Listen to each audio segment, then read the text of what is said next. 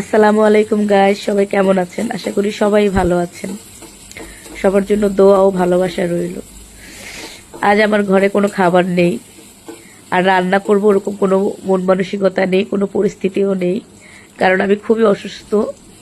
আমার খুব জ্বর এবং সাথে ঠান্ডা, টনসিলে গলা ব্যথা। বয়স শুনে অবশ্য বুঝতে পারতেছেন। তাই ভাবলাম কি করা যায়, তাই শর্টকাটে ভাত বাগার দিয়ে খাবো। এটা আপনারা অনেকেই খান, আর এইটা করতে বেশি কিছু লাগে না, শুধু ঘরে ডিম থাকলেই হয়। আর আমার ঘরে টমেটো ছিল, আমি সাথে টমেটো দিয়ে দিয়েছি, কারণ এটা করে আবার ওষুধ খেতে হবে। কারণ আমার ঘরে রান্না করে খাওয়াবে ওরকম কেউই নেই। আর অসুস্থ হলে সুস্থতার মর্যাদা বোঝা যায়। আপনি যখন অসুস্থ থাকবেন তখন দেখবেন আপনার কোনো আত্মীয় স্বজনই আপনার পাশে নেই, কিন্তু আপনি যখন সুস্থ থাকবেন, তাদের রান্না করে খাওয়াতে পারবেন, তখন দেখবেন আপনার আত্মীয়র অভাব হবে না। আপনি একটা গরু জবাই দিয়ে যখন আপনার আত্মীয় স্বজনকে দাওয়াত দিবেন, তখন দেখবেন সে একটা গরুতে হচ্ছে না।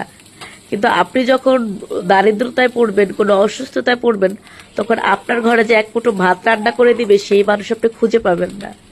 তাই শুধু নিজের আপন নিজেই, আর কেউ না, আর শুধু একমাত্র আল্লাহ।